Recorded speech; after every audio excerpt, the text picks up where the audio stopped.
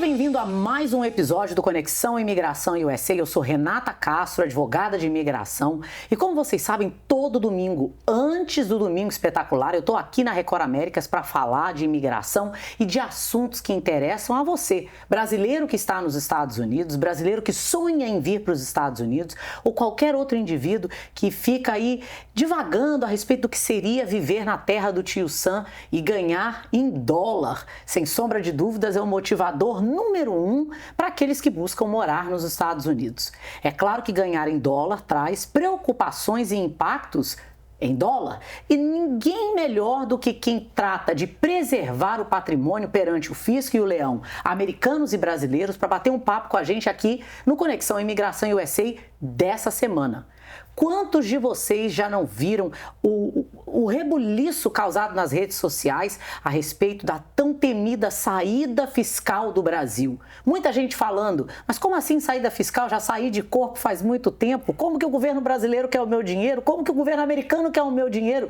Gente, é um assunto sério, mas com profissionais que entendem do assunto fica muito menos complexo e muito menos aterrorizante do que tem sido apresentado. E é por isso que no programa de hoje eu estou aqui com o meu amigo João Gomes e Gilda Almeida, que são dois profissionais da área tributária. João, Gilda, sejam bem-vindos ao Conexão Imigração. Obrigado pelo convite, uma honra. Então vamos proteger o dinheiro do Lion ou do leão? Dos dois. Certamente. Vocês sabem que eu, como advogada de imigração, não entendo bulhufas de tributação. E eu acho que isso daí é uma preocupação que todo advogado de imigração tem antes de iniciar um processo, que é explicar para o cliente que ter uma nacionalidade dupla ou uma residência fiscal dupla é muito mais do que só ter o passe anual da Disney com desconto. Tem responsabilidades. Então, eu queria começar com a Gilda, porque a Gilda tem uma área de atuação que ainda é presente no Brasil. Gilda, o que você considera o erro mais comum que brasileiros que estão vindo para os Estados Unidos cometem na questão tributária? Você disse que não entende, mas você falou tudo. Bom, primeiro, obrigada, Renata, por nos ter aqui hoje. Eu faço tributária há 38 anos e fui Receita Federal do Brasil por 27 como auditora, de onde me aposentei. Então, eu navego bem as duas legislações tributárias. Eu digo sempre que, assim, as pessoas hoje têm nos procurado falando, eu quero sair do país, quero fazer a saída fiscal do Brasil. Eu falo, não é simplesmente tocar um botão de eject e sumir do Brasil. Então, a gente tem dividido muito quais são as obrigações e desde quando você é ou não é contribuinte fiscal brasileiro. Então, a legislação diz assim, se você saiu do Brasil há mais de 5 anos, que é o período prescricional brasileiro, aqui nós temos aquele período de 3 anos, né, que o IRS vai olhar, se não for substancial. No Brasil são 5 anos, é um período decadencial. Mais de 5 anos, saiu há 183 dias ininterruptos. Não fui visitar nenhum dia, não fui de férias, não fui nada. No dia 364 dias, você está... Do 5º ano. Do 5º ano para trás, retroativo. Se você está no 5º ano, sei lá, no ano 3 para trás, fiquei 365 dias fora. No dia subsequente, você está saído, né? Saída fiscal é automática. Porém, você ficou num limbo ali no meio termo. O melhor exemplo para isso, eu acho que é o exemplo do Covid. Então, ok, tem gente que saiu antes de 5 anos, saiu 30 anos atrás... Aquela cliente, né, que mandou. Saiu 30 anos atrás, 365 dias. Ok, vamos fazer um sistema, como se fosse um streamline daqui, simplificado de saída fiscal. Então, esses têm um formulário, tem todo um procedimento, mas muito simplificado. Cliente que saiu dentro desses 5 anos, você pergunta, ficou ininterrupto 1 ano? 360, não visitou? Nada. Ah, fiquei no Covid.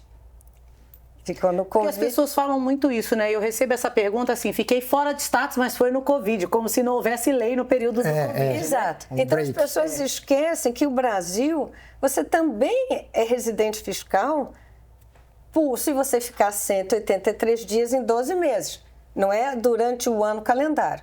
Então, esses que ficaram durante o Covid se tornaram a ficar contribuintes fiscais do Brasil, a gente tem que medir quando é que você deixou de ser novamente. Então, provavelmente, ele tem que entrar em compliance a nível mundial. Você falar de nível mundial, você estava conversando, eu sou uma política frustrada, né? Porque antes de me tornar advogada, eu sonhava em ser diplomata. Imagina, eu seria expulsa do Instituto Rio Branco expressando a opinião, porque diplomata não expressa opinião, ele é um leve trás, né? Ele tem um papel fundamental. Mas por que eu estou falando isso? Há uns 10 ou 12 anos atrás, começou um movimento global de pessoas, né? O escoamento de grandes riquezas é um problema para o mundo todo, para todas as nações, em desenvolvimento e já desenvolvidas, né?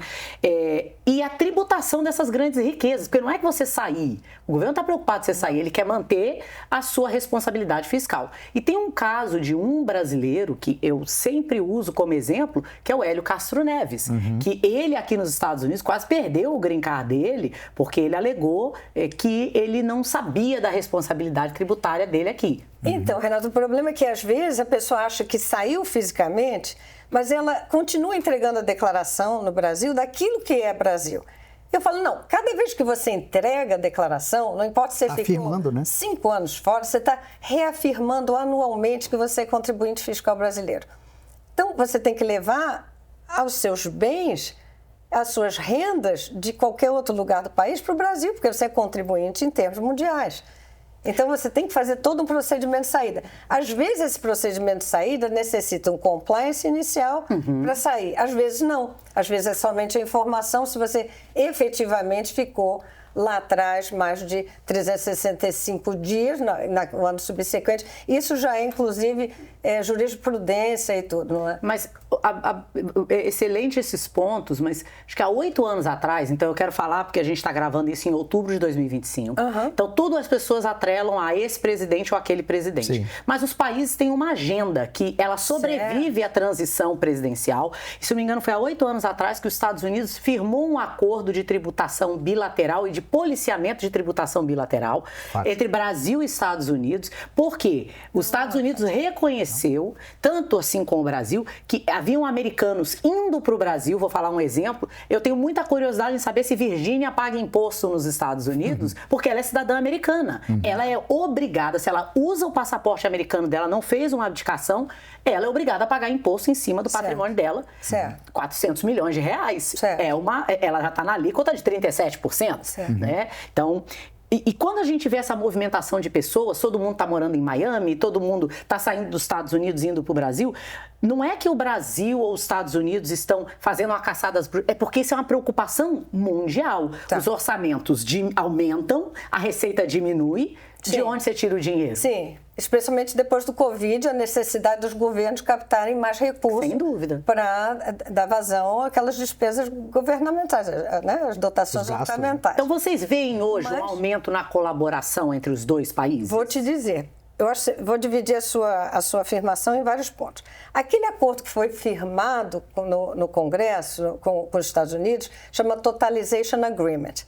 Aquele tem a ver com o seguro social de que americanos expatriados, em contribuindo para o INSS, que traga aquele tempo de serviço para cá. Aí você falou em colaboração. Não existe um tratado tributário entre os Estados Unidos e Brasil. Não existe esse tratado. Mas tanto o Brasil quanto os Estados Unidos são parte de um acordo multilateral, um tratado multilateral que é da OCDE, apesar do Brasil não ser membro da OCDE. E o que é a OCDE? É a organização que trata de todos os assuntos tributários mundiais, e saem guidelines, e saem regras para tal.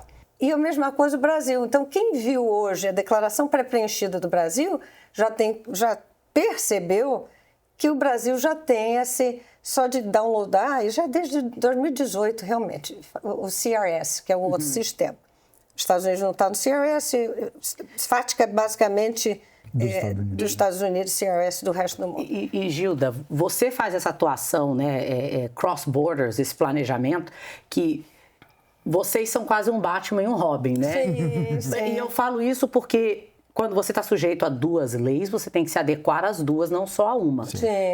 João, o que você tem visto de maior dificuldade para as pessoas que estão sujeitas a fazer ou não essa saída definitiva do Brasil, que já estão nos Estados Unidos e que elas não entendem, não está muito claro para elas? O que você considera o maior obstáculo para elas hoje? Bom, só uma introdução antes disso. O interessante desse bafafá que a gente está vendo na internet é porque o governo brasileiro colocou isso público, não que é uma lei nova, essa lei sempre existiu. Sempre existiu, então não é uma lei nova. O problema é que esses sistemas que a Gilda acabou de falar, o FATCA, CRS, que são sistemas usando a tecnologia para essa troca de informação, basicamente o que ele está dizendo é: a gente vai usar agora a tecnologia e vai atrás de você que não deu saída fiscal e mora lá fora e tem renda lá fora. Para quem mora aqui, o que eu tenho visto, né, agora respondendo direto a sua pergunta, é que as pessoas têm uma noção errônea de que no Brasil eu declaro o que eu tenho lá, pago o imposto que eu tenho lá e aqui eu pago o que eu tenho aqui.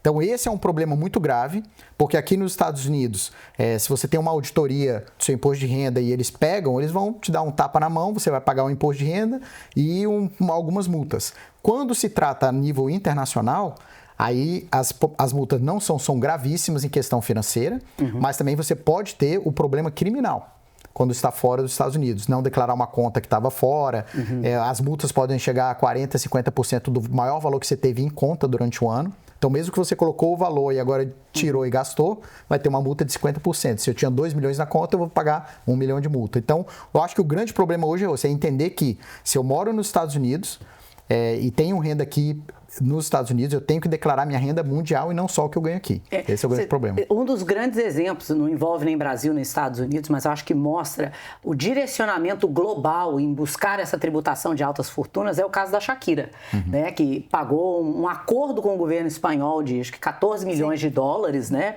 ou de 14 milhões de euros, se não me engano, e eles contabilizaram o período de tempo que ela passava no país quando ia com o avião privado dela. Então, por que eu estou falando esses detalhes?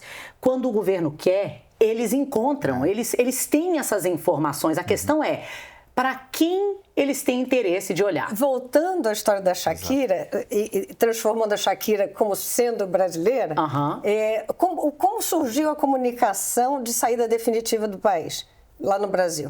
Vem em virtude de muitos jogadores de futebol irem para a Itália, Espanha, lá, e não faziam a comunicação de saída, e o governo esqueciam de fazer saída definitiva, a declaração final de saída.